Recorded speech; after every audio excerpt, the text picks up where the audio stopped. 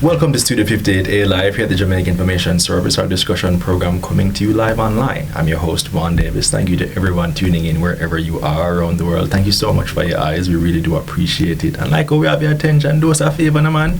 Share this video with a friend or two or 30,000 so we can have a very lively discussion. And don't forget to drop your questions or your comments down below so we can keep the conversation going. All right, now let's get into it. The name of the game is development. The objective, to move Jamaica from developing to developed status. Now there's a big plan to do that, and one element is centered around technology, ensuring more of the population can use technology to innovate and create solutions to the country's problems. But to do that, we have to set a foundation, because we aren't where we want to be yet. We have to motivate our up-and-coming students to stop fearing the science, technology, engineering, arts, and mathematics subjects and start actively seeing themselves as capable of using them to their advantage. Enter the STEAM Education in Schools program, being spearheaded by the British Council and the Ministry of Education, eLearning Jamaica, and a few other partner agencies. We're here to share the details about that program with you, the grand plan and the master vision. Here to help us do it are country manager for the British Council, Mr. Damion Campbell, right over there. Thank you so much, Ron. And Chief Executive Officer of eLearning Jamaica, Mr. Andrew Lee. Welcome to both of you, gentlemen. Thank you so much. Thank you, Vaughn. Happy to be here. All right, so, before we get into the meat of the matter, I definitely want persons to understand who the British Council is, because, in many cases, may not necessarily, we hear British, but the Council and putting the two together may not be so familiar. So, Damion, explain to persons what the British Council is and what you do and so on and so forth. All right, so the British Council is UK's international organization for cultural relations and educational opportunities. But what that means in layman terms, we deliver education and art and culture programs within Jamaica, leveraging UK expertise and connecting that with the priorities of the country in which we operate. So in this case, we work closely with the Ministry of Culture, in a lot of cases, the Ministry of Education and others to address gaps, areas that we want to develop for Jamaica. We look and see what we would have done in the UK and how that can benefit Jamaica, and also vice versa, where we are also looking at what Jamaica has done and how that can contribute to the UK. So that's the main area of work for us. It's a registered charity. A lot of people don't know that. We work in over 110 countries, and we try to leverage that expertise and experience and use those pieces of knowledge to support program development across the various countries. We're also big on education, English, teaching English across the world.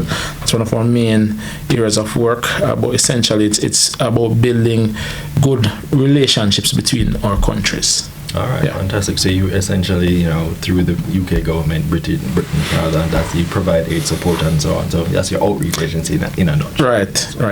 All right. So with that said, I guess I want to understand now how the partnership in this STEAM initiative. We've been talking about STEAM for quite some time in Jamaica. It's one of the main focuses of our education ministry. The goal being, of course, to get art students to focus a lot more on the STEAM subjects, the science, technology, engineering, math, so on and so forth, because naturally we all see that's where the world is going in terms of being able to achieve major growth and move the needle in a major way. So how did the partnership come about with our local Ministry of Education to build this STEAM initiative? Right, I think it started around about COVID, when the ministry was pushing the one tablet or one device per child program. We were actually looking as an organization. We were also impacted as a global organization on how to engage teachers and young people across the world.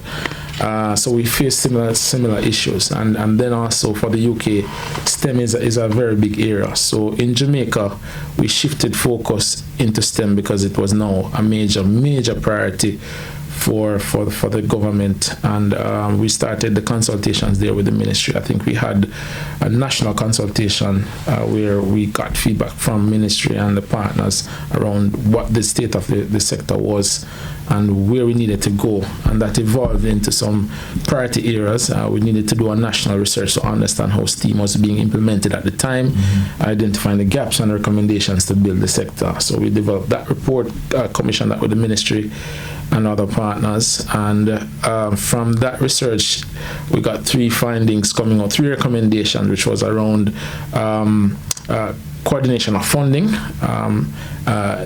additional training for teachers, and there was another component around coordination of the sector. So those are the 3 things, and I think from there we started to look together on how a program could support the priority areas that the ministry would have identified in terms of challenges in the school system around STEAM. So how could we motivate teachers, seeing that some teachers would not have been taught how to deliver a STEAM curriculum? How could we get young people to be more motivated and improve their perceptions to take up careers in STEM and STEAM? So I think from that, we sat as partners with e-learning, with the National Education Trust and partners from the ministry to design that program. So it was very consultative from the start, and I think that's why we believe we're getting it right, because we started from the ground up, just understanding what the challenges were and how we could actually build it out based on the expertise across our organizations. All right, so with that, just to come to you, Mr. Lee, but the last question, probably this first round.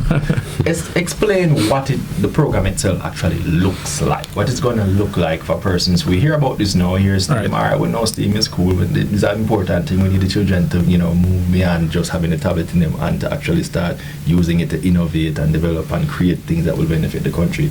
How will this program assist or aid or help execute that vision? Well, why we're so happy about the program is because of how it has already been designed to address various areas. So the program has 4 components. One is to develop a roadmap to build out the STEAM ecosystem, and that means helping us as partners and players within the STEAM ecosystem to understand what our roles are based on the expertise of organizations. So a private sector organization should understand eventually with this roadmap what role they should be playing in terms of supporting education of young people in Jamaica. How should the education sector be responding to the needs of the business sector? That's one part. It's also about how do we make the lives of teachers easier. So resources that they should have at hand to implement the national standards curriculum, which is founded on STEAM, based on the revisions that they've done. How do we get young people to, once getting those skills from the teachers, how do they now put it into practice to solve problems, real life problems that we're facing in Jamaica? And it's surprising to see some of the examples of problems and solutions that these young people come up with. So that's a big part of it. And how do we continue to build out the skill sets of teachers through ongoing capacity building throughout the system?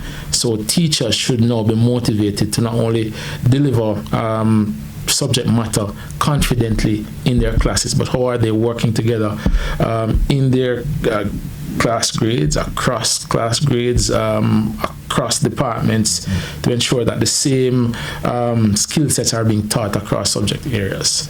Right. So essentially, when you cover those areas, you should see teachers working together using devices and resources to bring across different subject matter and concepts that they would teach on a regular day. So it should be more interactive and engaging, and most of this should be done in the classroom where you have most of the contact time with young people. All right, so you mentioned devices, which makes it a great time to bring in Mr. Lee. All right, Mr. Lee, naturally, when you mention STEAM in terms of innovation and technology, the natural association, I think, is that there's going to require a lot of technological devices and so on to help support that. So I think that's right up e-learning Jamaica's alleyway. So talk to me about how you guys came on and what your overall contribution is going to be as the program gets underway. Okay, thank you for that, Vaughn. Just to start with, we're an agency of the Ministry of Science, Energy, Telecommunications, and Transport. So we're part of the government ecosystem as it relates to the provision of technology within our school system. E-learning has been around for 20 years. We're still a very young organization, but very impactful in the sense that we have infused and integrated technology in our school infrastructure. Part of it, as you mentioned, is really to ensure that our students have the necessary devices, because you can't engage with technology without the technology. And of course, the internet also forms part of that, which is also a big undertaking that the ministry is doing. Ministry of Education along with eGov and others are undertaking to ensure that there's connectivity, there's broadband connectivity in all our public education institutions. But from a learning's perspective, we are building out the technology infrastructure within the schools. So for example, all our high schools, every single high school in Jamaica, and it's not about Kingston, it's about the entire country. Every high school has had their lab upgraded with new laptops in the last 2.5 years.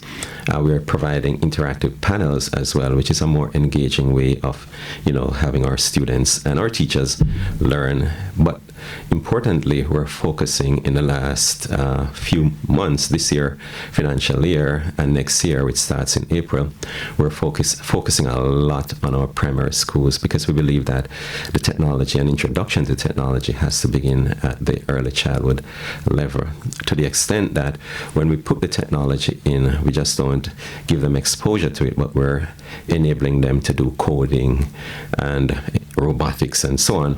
So those things will definitely help in terms of the students' mathematical skills, their analytic skills, because in Jamaica we have struggled a bit with math, and we're trying to change that.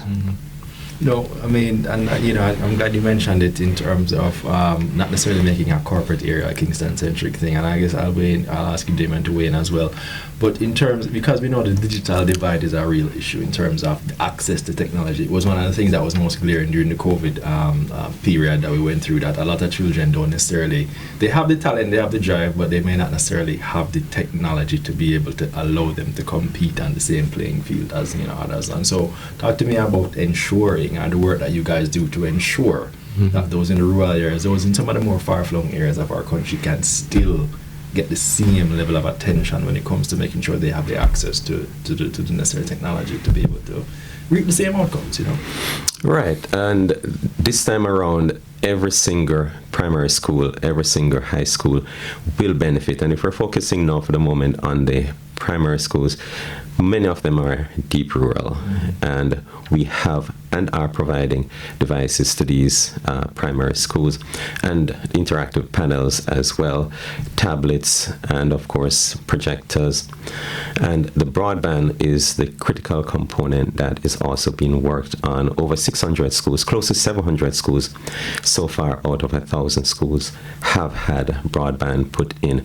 But it takes a while, because our terrain and so on sometimes provides some kind of challenge in terms of getting the broadband into these schools, but then they're being complemented and augmented by wireless connectivity. So there's a lot of work going on, not just to bring within the school in the classroom, but even within the entire school compound. So there's a lot of effort to put wireless connectivity in as well. That will just give and make access so much more available to our students. All right.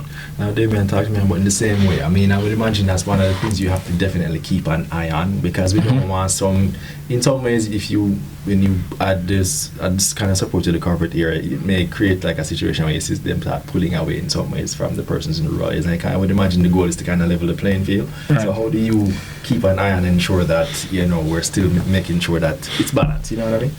Yes. One of the things that we've built into the program is based on our EDI policy, which is equality, diversity, and inclusion, and focusing on the inclusion component.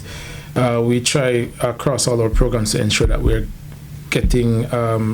improving access to everyone, and I think it aligns with the ministry's objectives of everyone, all Every child right. accessing education in an equitable way. What we've done with consultations from the ministry, they have prioritized the schools that are in most need. So the program will be targeting those schools. In addition to that, what we've done is an assessment of the education systems around gender to understand how are young people being taught, how are boys performing as against girls, and the program is being tweaked to see how we can best support both genders to ensure that they're engaging in the program.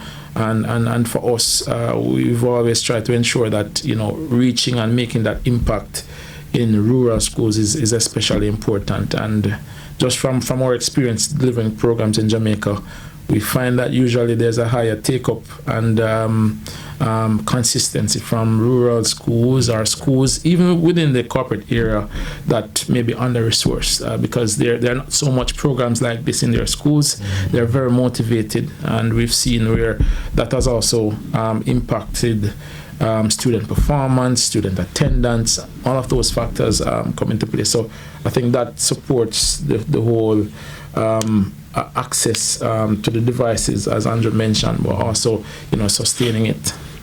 All right, and I wanted to also focus. Now, I guess the real proof of the pudding, so to speak, will be when you see what's happening in the classrooms and so on. Can you speak to the approach that's going to be taken? I mean, I want to differentiate how it's going to impact the students different from the teachers. Right. So I want to get into, I guess we can start with the teachers. What's going to change for them under this program in terms of, they're going to go to teacher training school? How are we going to enhance that training to, allow them to now incorporate using these devices, using the technology, not because it's not just devices. I would imagine it's software, it's all different kinds of elements. And, so maybe a little bit afraid of parents because, sometimes technology can be a little intimidating. You know what I mean? Right. How do we allow them to feel comfortable teaching, understanding it for themselves and then teaching it to the students, Well, if you take it from the point of, and this goes back to even the plans that the ministry has. So the ministry has established that there has to be focus on pre-service training, and then there's in-service training. For the most part, this program is focused on the in-service training. So teachers are already in the classroom. So we try to, the program should help teachers to feel more comfortable using not only the computers and tablets that they have, but also using other softwares and devices that will be paired along with the devices. And I think that's one of the things that Andrew had raised earlier, that while we give teachers and young people devices, how do we ensure that they actually utilize them in the delivery of the curriculum or those activities? So we're trying to connect with that resources that will allow them to utilize these devices more, so they're getting more comfortable putting it into their everyday practice. But for a teacher, what we should see is more collaboration across each other in terms of planning, say developing their lesson plans, what projects they're going to be working on together.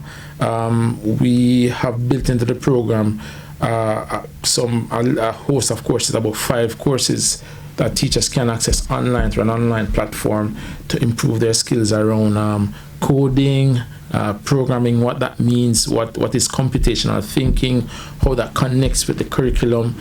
So it's basically helping them to better understand for themselves first, how can we help young people to problem solve and problem solve through using computer science as part of it. And I think once we're getting them more used to that kind of process, it will then translate to young people who they engage and have most of the contact time with throughout their waking hours. It should translate to young people being more motivated to using that as part of their daily lives. Vaughn, we can't deny that our teachers have not been exposed, as much as we'd want them to technology, and recognizing that as part of this initiative, in fact, we've already started e-learning itself established a teacher training lab at the University of the West Indies called Ignite, and that means innovative next-gen instruction and technology in education. And what that is supposed to provide is the kind of exposure, hands-on, that our teachers really, really need to be able to engage our students, who oftentimes are a lot more exposed with the technology. So we want our teachers to be as exposed. But beyond that, we're working and providing the infrastructure to all our teachers' colleges to ensure that they too have the tools to equip our teachers so that when they go to the classroom, they are prepared. But those teachers who are already in the classroom, they too are being exposed, and in terms of upgrading their skills, their own matter of personal development. And we've collaborated with the University of the West Indies, for example, to expose our teachers to artificial intelligence and how that will impact teaching and learning in the classroom. So those are some initiatives that we've been working on to ensure that our teachers get the exposure that they need in technology so that they can, impart the knowledge to our students. There's well, let me just ask it out and see how it goes. In terms of being able to get involved, is this opportunity available to all teachers, or do teachers have to apply? How do they get enrolled in this process to be able to also take advantage of, what's going to happen? Because maybe you don't want to see something happening and be like, this looks cool, but then find yourself unable to, get involved. I just want to make that clear. All right. How do you get involved and become a part of what's going on? Right. So it starts with, as we had mentioned earlier, the ministry identifying the schools that need the greatest support. Mm-hmm. So we'll start there. From our experience, what works is getting the principal on board to buy in and sign on to the program. We then move to identifying a lead teacher in the school who will be leading that charge to getting other peers on board. But for the most part, in terms of that initial training component, we will be engaging up at least 4 teachers across. So we're targeting for the program at both primary and secondary level from grades 4 to 9.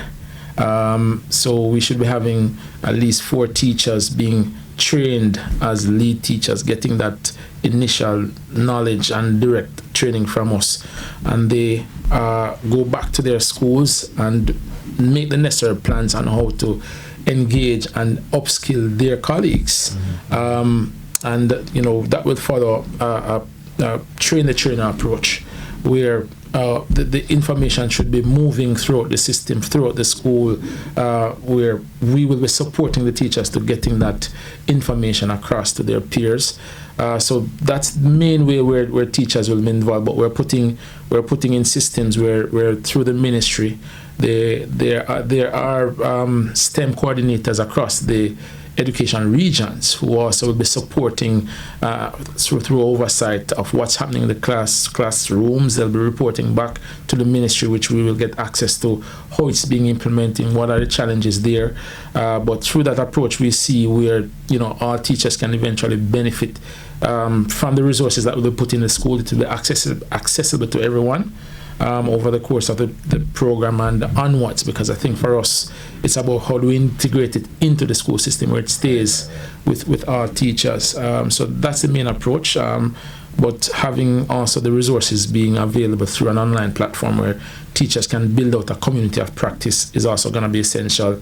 And we've built into that through the system that the Jamaica Teaching Council has established there. QECs are what they call quality education circles, and that is broken down by the political divisions.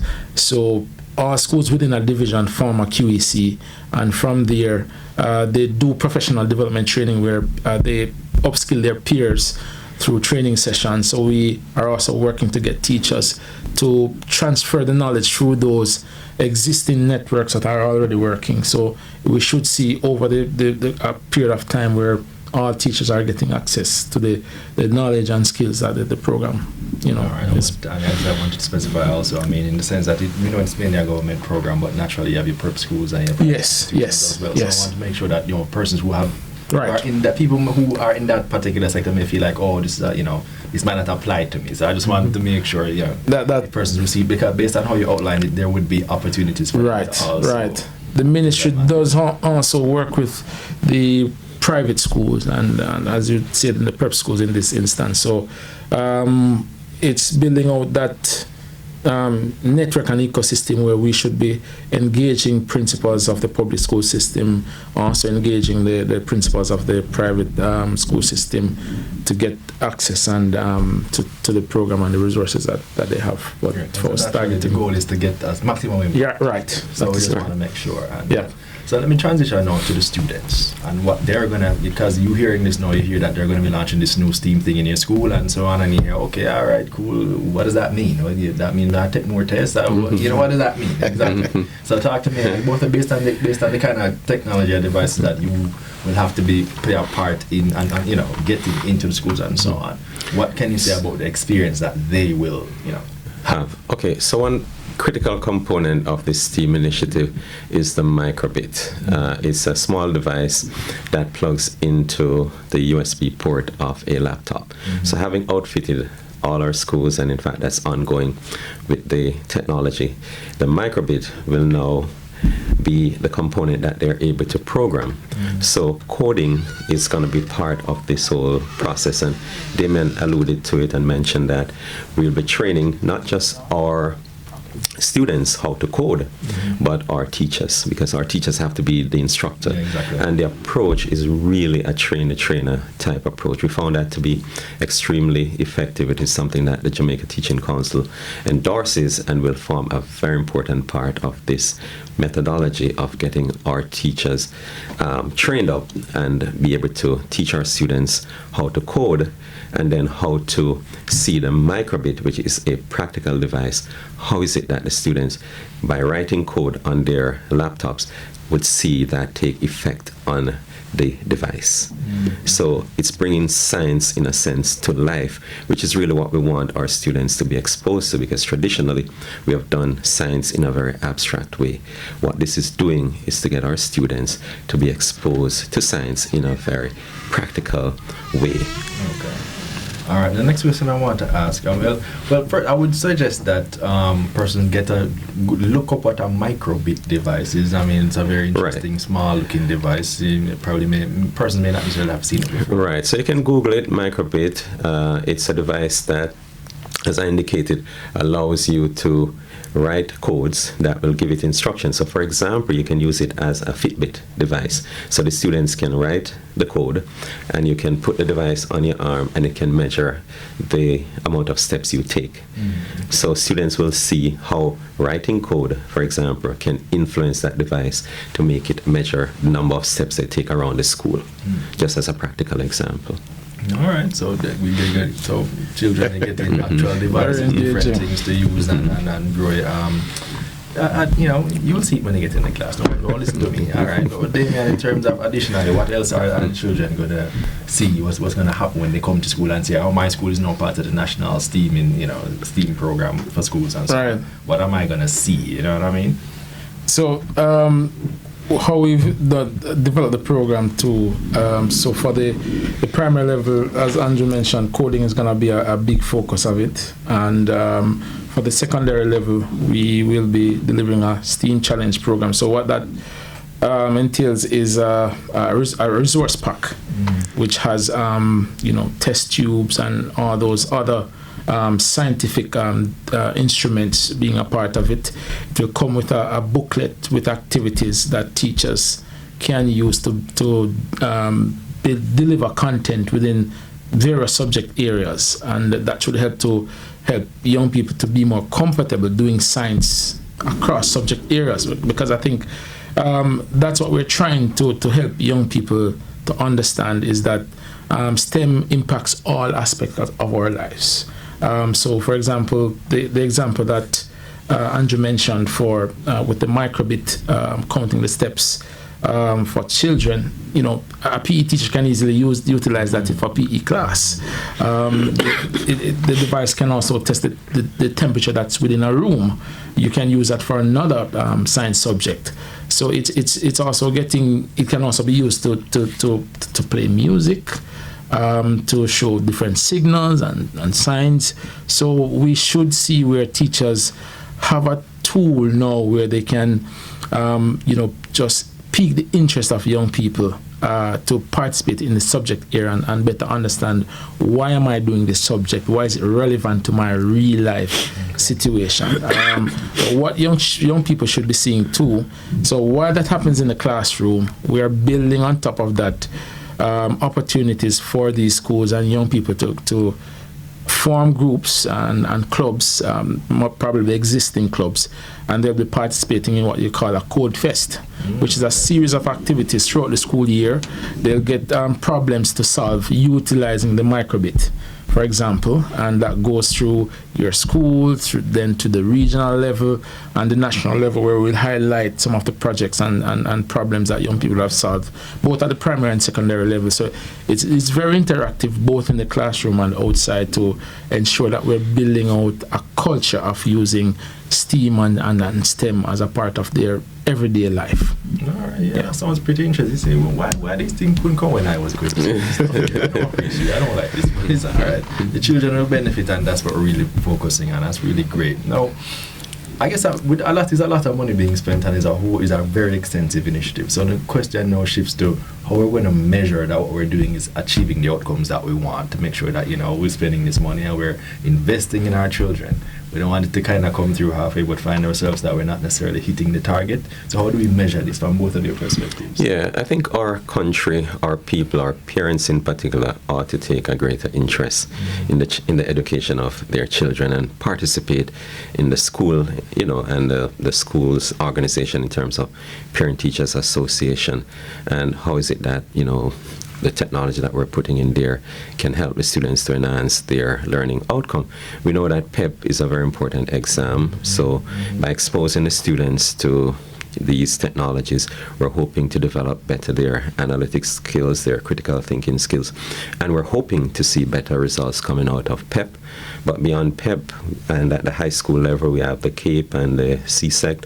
We're hoping that students will do better. That's one effective way of measuring, the impact of technology and how we're seeing students matriculating into universities, especially into our technical universities. I don't want to begin to mention names there, but certainly in the science subjects. In engineering, we want to see our students embark on careers that will shift our focus from some of the things that we typically think about as a country in terms of being productive, but becoming tech entrepreneurs. That's a big area of focus. We have seen in the last few years companies that started, for example, in 2020. One of them, as an example, Wiz, WIZ, was sold a week ago to Google for $32 billion. So I just want to use that as a practical example so that our students who are listening and our parents can really encourage our students to participate in science, technology, engineering, art, and math. And I would say engineering and math in particular, because those are two critical areas that will help us as a country to participate in the global technology ecosystem. I heard a comedian say, if you love your country, it's all well and good to want to die for your country, but you should also want to do math for your country, do your homework for your country. That's one of the biggest and most effective ways it can help the country. Being a better student, being a better individual, so that you can contribute to the national development objectives. But back over to you, Damion, and measuring this initiative, and how will you be able to make sure that you're able to account for satisfy yourself, so the results you're reaping the results that you want. We've built into the program a strong M&E component, which is informed by the KPIs that the ministry has for the education system. So we're using those as a key factor to guide how the program is designed and implemented, and how we track progress over time of teachers So we should be evaluating how the perceptions of teachers would have changed, just understanding how motivated they were around STEM and STEAM before the program and after. And also doing that for the young people themselves. But we should also be looking at, how girls are engaging throughout these programs, because we know in terms of taking up STEM careers, girls are not yet to do more. So how do we do that? But also, the challenge for Jamaica, where our boys are not performing well overall. So how do we map to see that how young boys are progressing, are motivated to learn because of the program, after engaging through the program. But what we've seen through programs like these is we tend to see attendance increase, because this approach is more student-led. Yes, it's supervised by the teacher based on the activities that are designed, but it allows the young person that kind of free will to solve problems and lead out with their critical thinking and problem-solving skills. So they tend to turn up to schools much more often for those who are not. And naturally, because you're attending school more and in the classroom more, it means that you're gaining more information. So you realize that performance will increase. So we'll be looking at those things and capturing it over the period of the program, and also producing those reports back to the ministry, where they can use that now to inform various policies to improve and sustain what we want to see in the education system. So that's a big way for us to track success. Now, very much one of the best things are going forward. You have to have the public. It's all well and good to introduce it, and I'm sure the parents, in theory, in hearing it, they'll be satisfied. But I would imagine you have to marry it in some ways, get them to get on the children's case and the student teachers and so on. So I guess I would want to know, how can the parents, if they're interested, and you hear about this and you say, all right, cool, should I call up Miss Ellie and say, oh, my child, I get no microbit yet, and so on and so forth. What's happening at school? I'm just interactive whiteboard argument sake. I mean, I just what can I tell the parents to look out for when they go to school to see that, yes, it's being impacted in their, because we hear about the teacher and the students and this and that, but I guess you want to have like a visual component or something to say, yes, okay, I see this working in my school, and I see that this is having the desired impact from a parental perspective, so I can have an active interest, Right. One of the things I want to say is that education transformation, and in fact transformation in general, is not an event. It's a series of activities, and a lot of things are happening that will help to ensure that our students get that get those technology within the school, and it will take some time to build out. As I indicated, there's a broadband component which is taking some time to build out over the next 2 to 3 years. All our schools will have. In terms of the devices, that's ongoing. We'll continue as e-learning to provide those within the schools. But now that we have, and when we do provide additional devices, we want our parents to be involved, and the competitions that Damion spoke about that will encourage and spur interest. How competitive we are. We want, just as we have that great interest in champs, and it's a good time to talk about it because everybody's talking about their school and how well they want their school to do. We ought to be having those competitive discussion about science, technology, engineering, and math, just the way we talk about sports. And I also want to encourage our students out there to be involved with their schools, just as they are with track and field, with STEM and STEAM. That's the only way we're going to ensure that we not only have a great sporting country, but we also have a great country that's built on technology and is supportive of technology and embrace technology, and then bring out some of the entrepreneurial skills that our students have. And that's the way our country is going to be more involved if we get at the school level, not just involved in sports, but involved with tech. I just want to say too that we have the ICT clubs within our schools.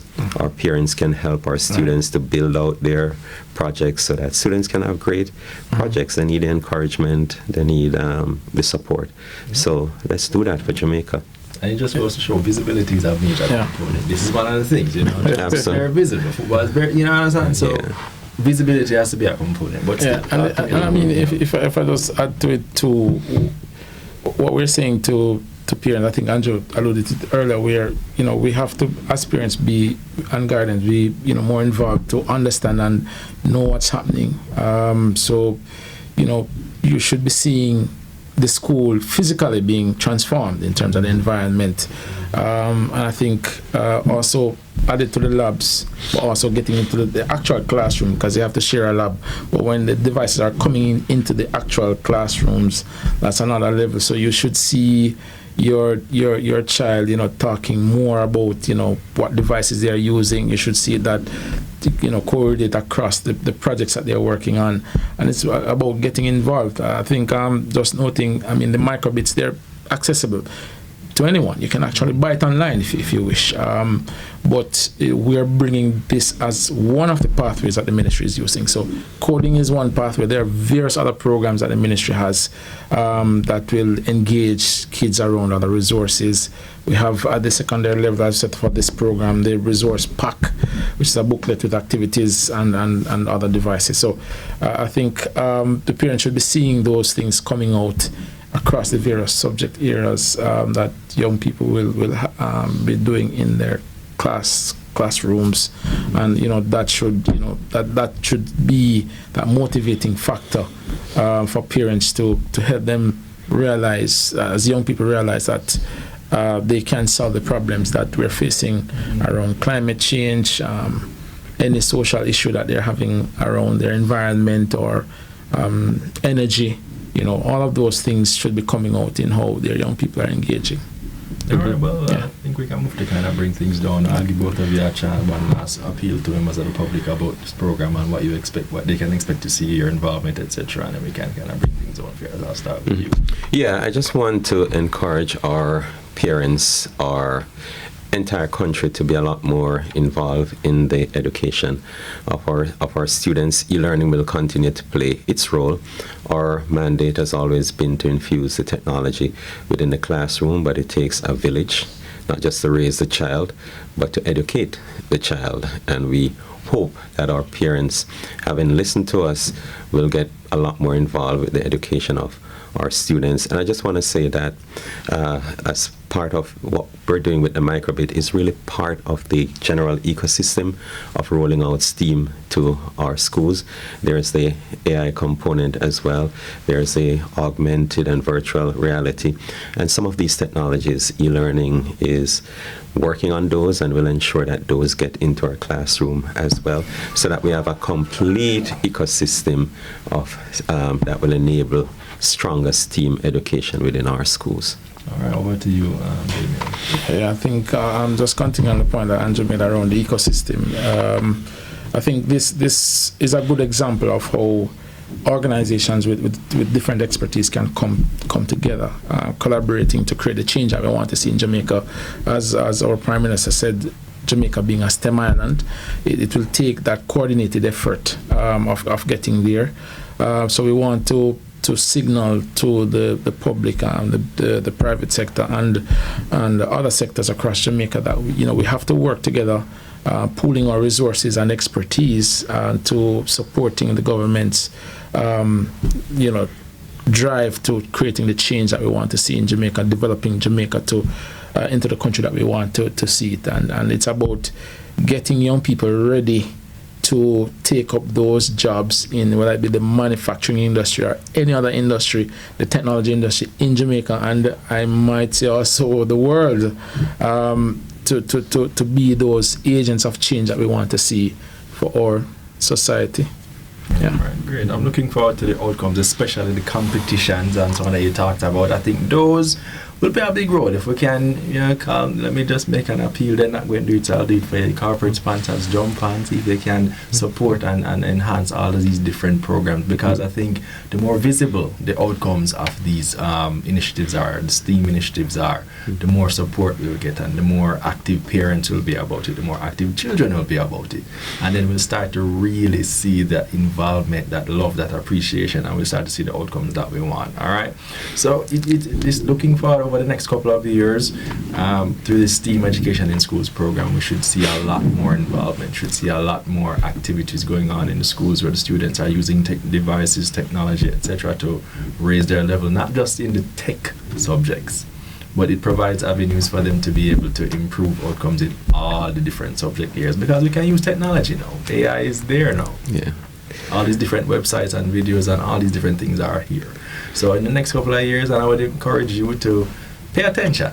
Let's pay attention and focus in so we can actually make sure that we get the results that we want. Because at the end of the day, we all want Jamaica to be a STEM country.